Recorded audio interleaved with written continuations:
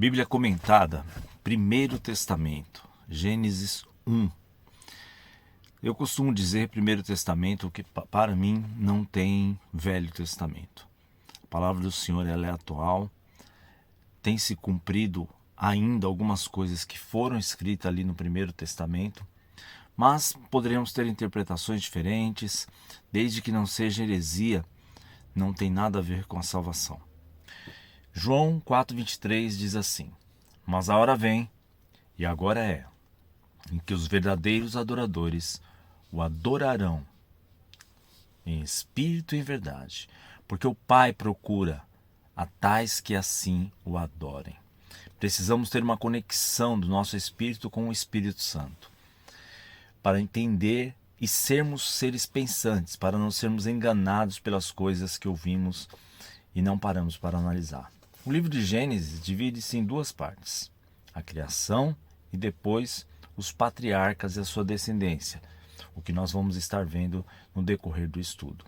O livro de Gênesis, escrito por Moisés, na verdade ele escreve o Pentateuco, ou seja, a Torá, no qual os judeus não messiânicos seguem até hoje, não levando em consideração outros livros, apenas profetas. O importante nesse primeiro livro de Gênesis é entendermos toda a palavra que nos diz, que devemos crer que toda ela é proveitosa para ensinar. Também vamos entender o porquê das guerras. Deus é o dono da terra e dá aos seus filhos. Seria como um terreno invadido. Você entra na justiça para reaver a terra. Moisés, o escritor do Pentateuco, a Torá, ele escreve Gênesis, Êxodo, Levítico, Números e Deuteronômio. E não explica Deus, mas apresenta o Deus vivo, o Deus Criador. E vemos aqui os atributos do Eterno. O Espírito pairava, ou seja, ele apresenta como o Espírito se movia. E ele está sobre a criação, aniquilando todo o caos. Não podemos imaginar um Deus num trono limitado, mas que está em todos os lugares. Se manifesta onde tem 2 ou 3 reunidos no nome dele. Ele não aparece onde tem 2 ou 3. Essa é a primeira interpretação errada.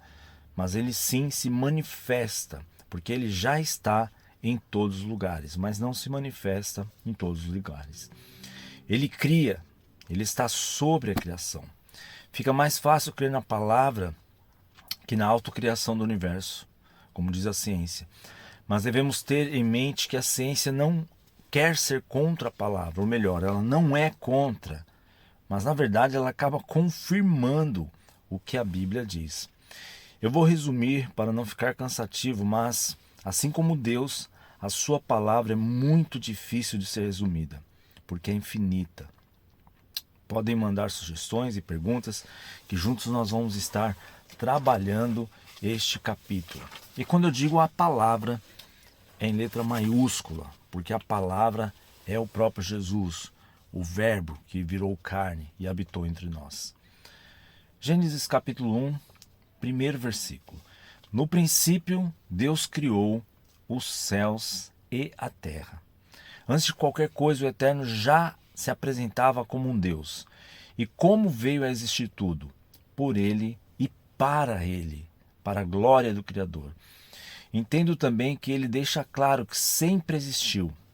E o tempo que usamos não cabe a um Deus, assim como também o espaço. Ele não pode ser limitado. Embora o Eterno sempre tenha existido, e acredito na Trindade, Deus Pai, Deus Filho, Deus Espírito Santo, todo mais foi criado para a sua glória. Até as bênçãos que recebemos é para Ele, para que o nome dele seja glorificado.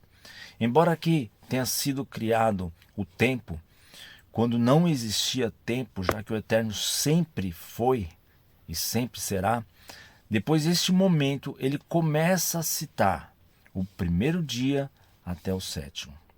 No versículo 2, era a terra sem forma e vazia.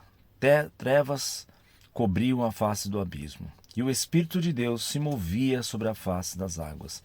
Aqui eu me pergunto, não que devemos saber, porque não importa para a salvação saber algumas coisas, Mas o Eterno, o Criador, pode fazer algo sem forma? Vazia? Claro que não. Portanto, eu creio que sim. Houveram outros seres, talvez antes desse período dos dinossauros. Acredito no Big Bang, não de uma expansão vinda do nada, de uma partícula que estava extremamente densa e quente, mas sim, repentina, porque o Senhor Deus Todo-Poderoso, o Criador, disse: haja. E a sua palavra, para mim, realmente deve ter sido muito forte. Isso me leva à tradução que diz que a terra estava sem forma e vazia. Creio que dessa forma existe um apoio maior do que ela tenha já resistido a algumas coisas que aconteceram. Outra tradução, que a terra se tornou sem forma e vazia. Então nós temos algumas traduções que colaboram com o que eu estou falando. Para a gente refletir, Isaías 45 diz assim: pois assim diz o Senhor, que criou os céus, Ele é Deus, que moldou a terra e a fez. Ele a fundou, Ele não a criou para estar vazia, mas formou para ser habitada. Ele diz: eu sou. Quando fala eu sou, está dizendo Deus, e não há nenhum outro.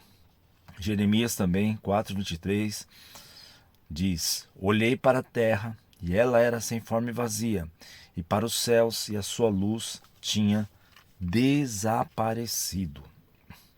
Será que o autor e inspirador da Bíblia, quando cita Leviatã e dragão, está inventando um tipo de animal que nunca existiu? Ou está falando de um hipopótamo, rinoceronte? Porque eu creio que não. Até porque quando ele quer usar figuras, ele diz claramente: ovelha, leão, lobo, cavalo, águia e outros. Só para nós pensarmos um pouco. Aí penso, será que tudo que o Eterno criou, Moisés diz, e Deus viu que era bom. Mas ao fazer a terra sem forma e vazia, não ficou bom. Será? Eu não creio. Algo aconteceu nesse período, mas não posso afirmar, já que a Bíblia não fala. Mas não impede de sermos seres pensantes. Podemos pensar, sim, que a queda de Lúcifer e os anjos caídos junto com ele, por ter sido as ciências falando que houve um meteoro que destruiu as espécimes de dinossauro e tudo mais, mas isso não importa muito, é só para nós pensarmos um pouco. Não podemos descartar, e sim, o Eterno pode ter criado uma massa que era sem forma vazia e depois foi organizando, mas eu não creio que foi assim. Mas o fato é que isso não interfere na salvação, repito. Então podemos ter opiniões diferentes. Houve uma explosão? Sim. A Bíblia diz que os homens chegaram para Moisés e pediram para o Eterno falar com ele, porque tinham medo da sua voz. Então imagine quando o Senhor falava com Moisés, como era forte, como trovão. Bom, como penso na Trindade, nunca vamos entender essa unidade, mas a hierarquia sim podemos entender da seguinte forma: o Eterno, o Todo-Poderoso, o que manda, Deus Pai. Suas palavras, sua voz é o próprio Jesus, Deus Filho. E aquele que executa a palavra, as obras, que aí eu diria que ele é quente, o Espírito Santo, é fogo, é poder. Esse é o Deus Espírito Santo.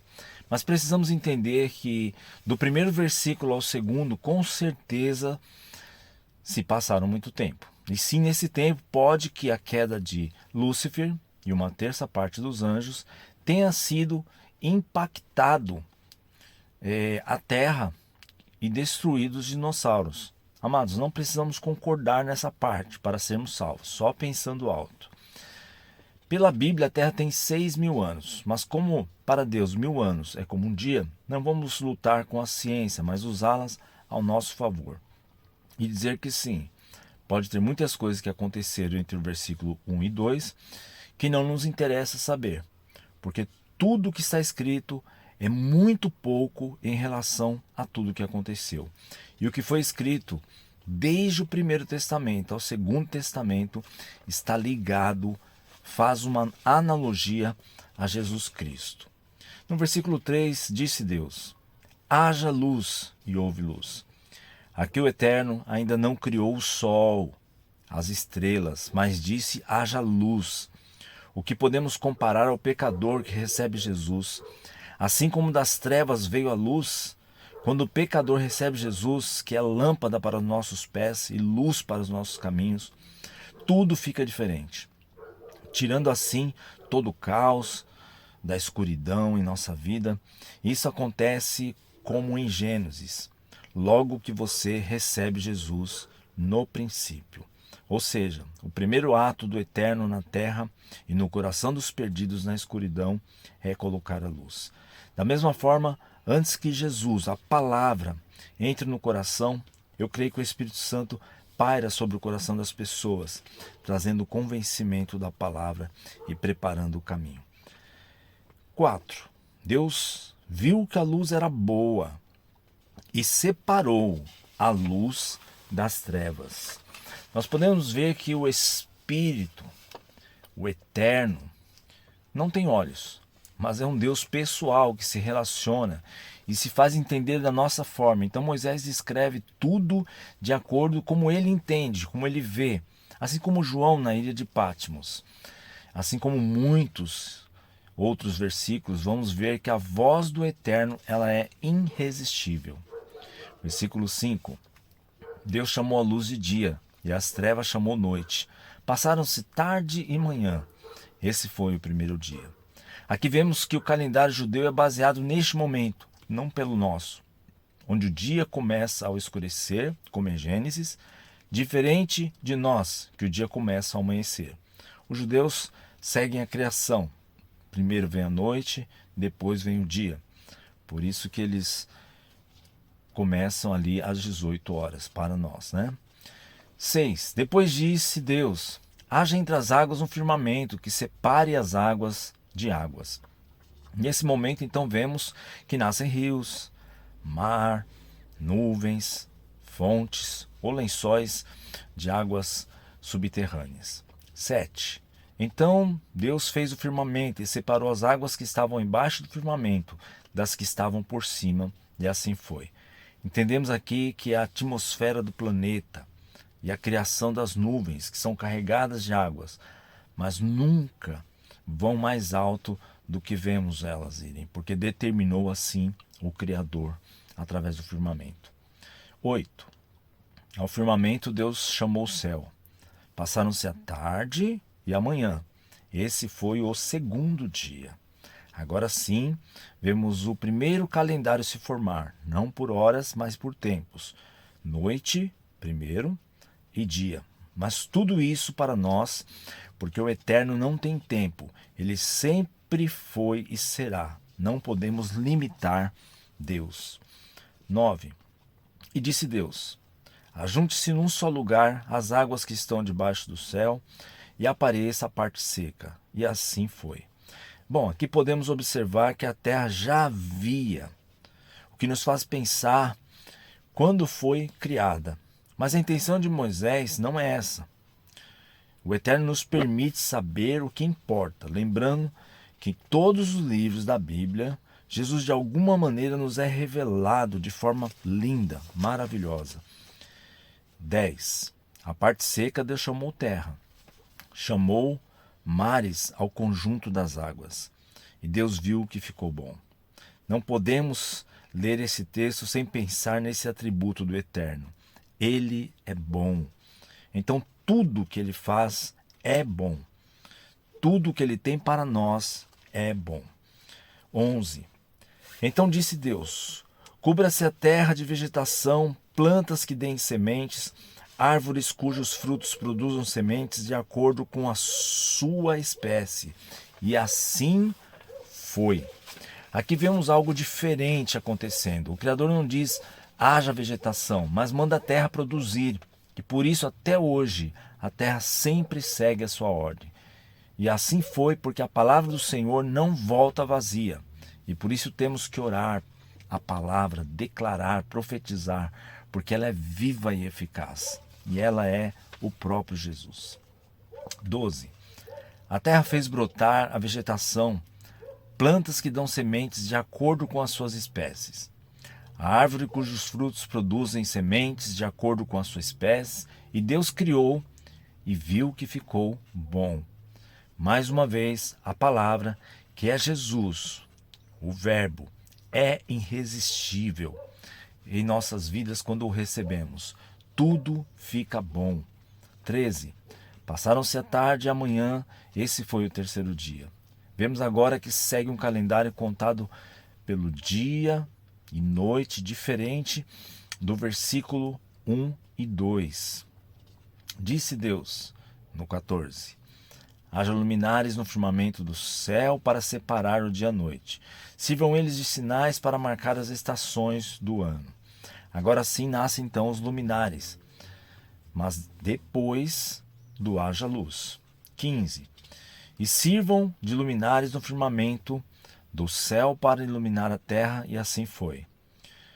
O Criador faz e determina como funciona aqui no versículo 15. Não é uma obra ao acaso. Tudo que o Criador faz tem um propósito.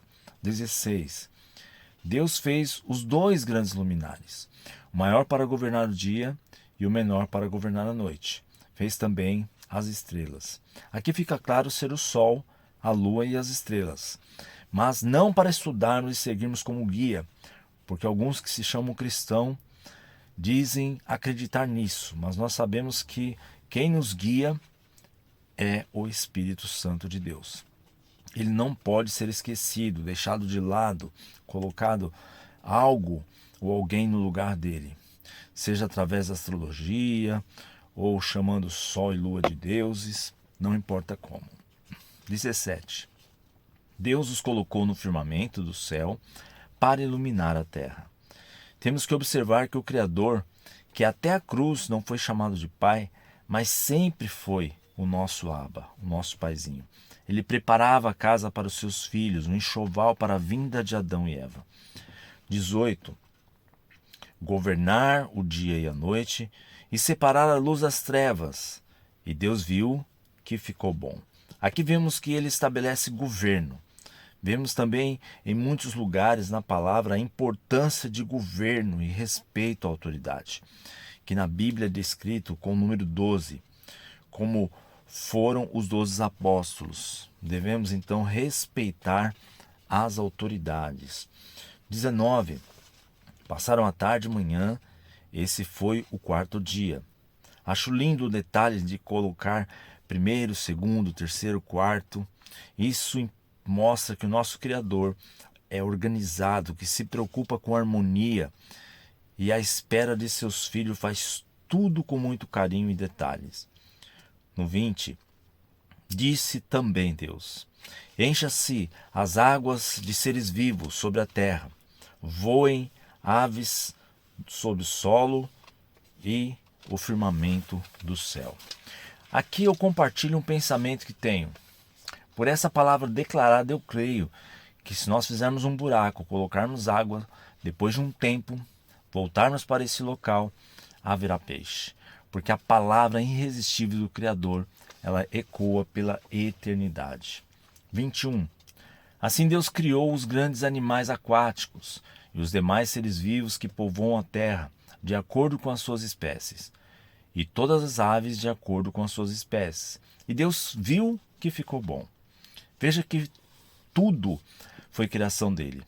E mesmo que venham a existir outras diferentes espécies, não creio que seja o Criador dizendo haja, mas porque ele já disse, e aqui permanece para sempre.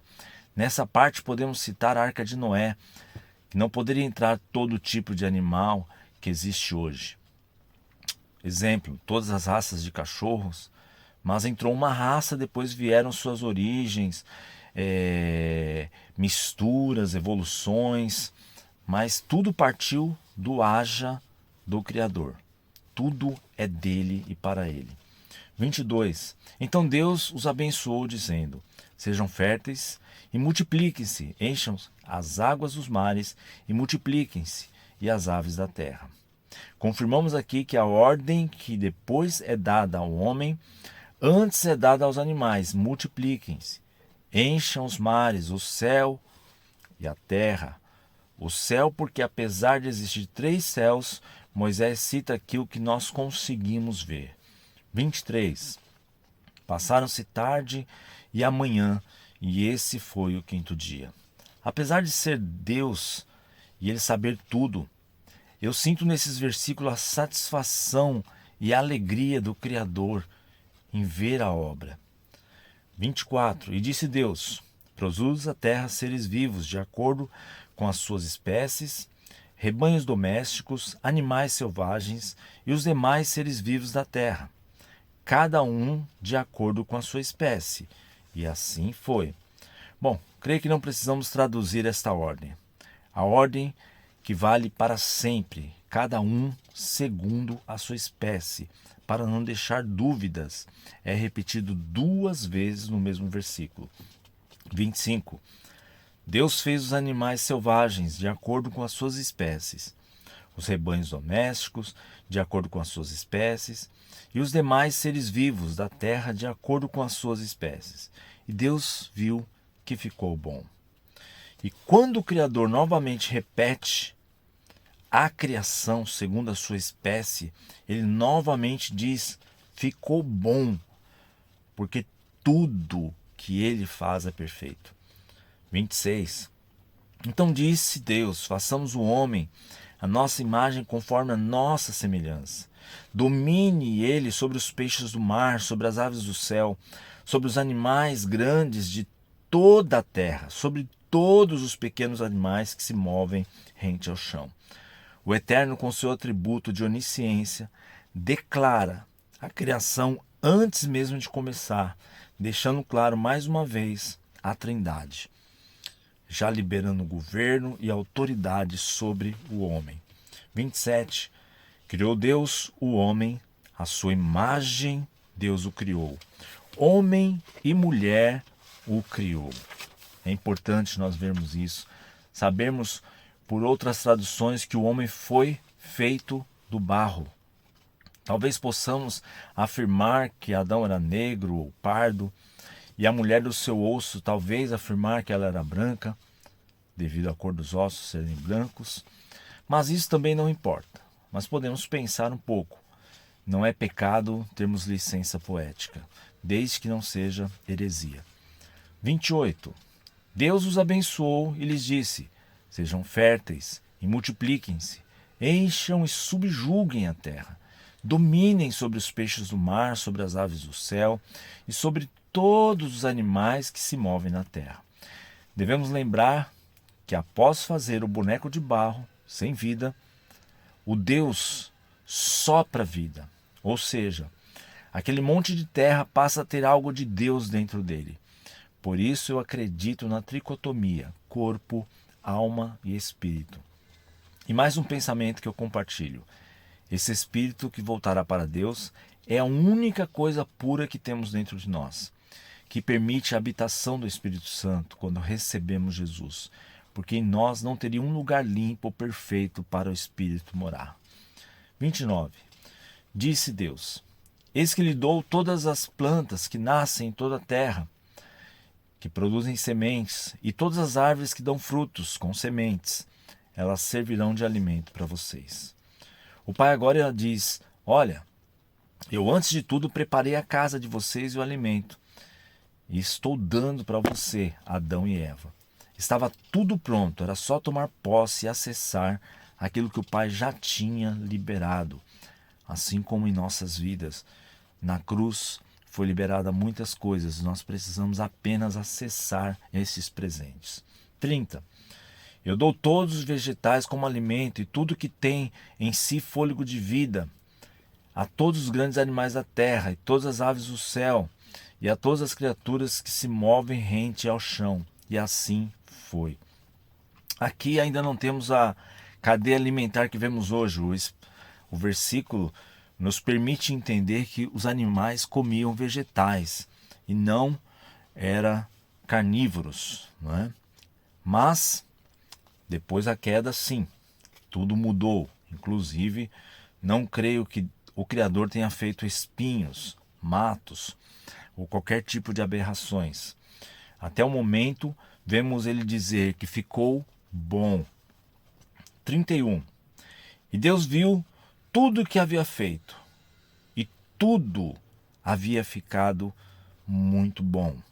Preparem-se para a tarde e amanhã, e este foi o sexto dia. Ou seja, passaram-se a tarde e a manhã. Sabemos ao ler que todos os versículos ele diz que ficou bom. Em muitas traduções deixam claro isso.